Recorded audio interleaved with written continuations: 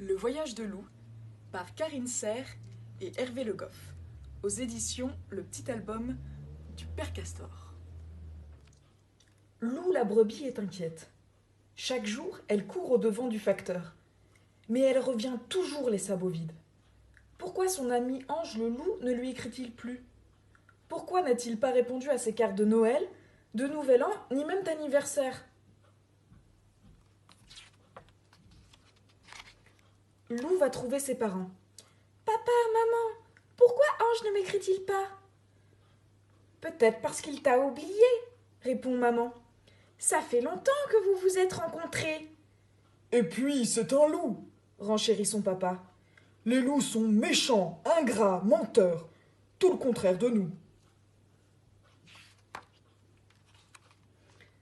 Alors, très en colère, Lou s'en va toute seule à travers l'herbe des champs verts. Elle trouve sans peine le sapin tordu, la forêt où, cet hiver-là, elle s'était perdue et avait rencontré Ange. Et puis, la colline arrondie, sur laquelle ils s'étaient parlé toute la nuit.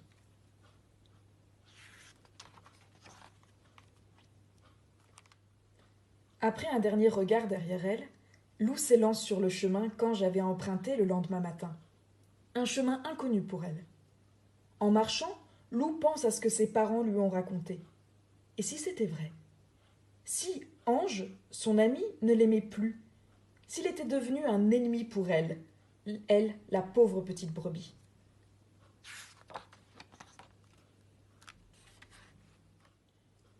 Lou approche du pays des loups. Des branches cassées jonchent le chemin. Au bout des tiges, toutes les fleurs sont arrachées. Lou aperçoit même une ruche éventrée d'où le miel coule sans s'arrêter. Elle frissonne. Quelle brute, ces loups! Où va-t-elle tomber? À quelles dents pointues, à quelles pattes noires et velues Lou va-t-elle devoir échapper? Tout à coup, Lou entend un long hurlement, suivi d'un autre, et puis d'un autre encore. Là, tout près d'elle, la horde des loups hurle en chœur. Et Lou a peur, elle voudrait s'enfuir. Mais comment? Elle s'est coincée la patte dans une racine qui la retient accrochée. Les hurlements se rapprochent. Terrorisée, Lou se jette par terre, prête à crier « Pitié !» Mais ce qu'elle découvre, par un trou entre les rochers, la stupéfait. Les loups sont là, en contrebas. Ils encerclent un lit de branchages, un petit lit où Ange est couché, endormi. La peau couverte de petits points rouges. Ange, son ami. Merci, mes amis, Dit soudain le plus grand des loups d'une voix caverneuse. La horde des loups cesse de hurler pour l'écouter.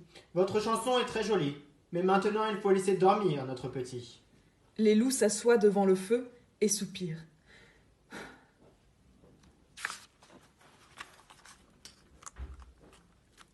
Ne vous inquiétez pas, Murmure la louve. grâce à vos cadeaux et à tout votre amour, Ange va guérir.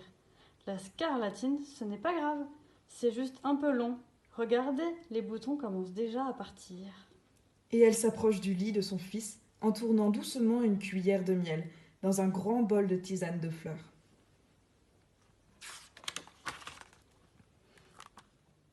Alors, les larmes aux yeux, Lou quitte le pays des loups à pas silencieux.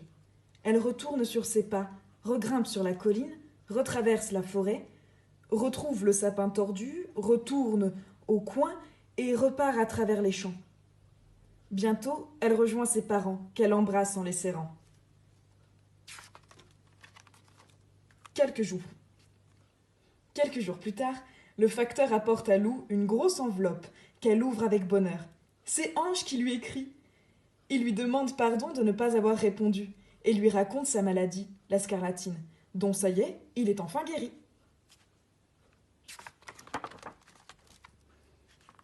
À un moment, il lui écrit « Tu sais, Lou, un jour, j'ai eu tellement de fièvre que j'ai même rêvé que je te voyais au-dessus de ma grotte, chez nous. Toi, mon ami la brebis, au pays des grands méchants loups. » Et Lou rit.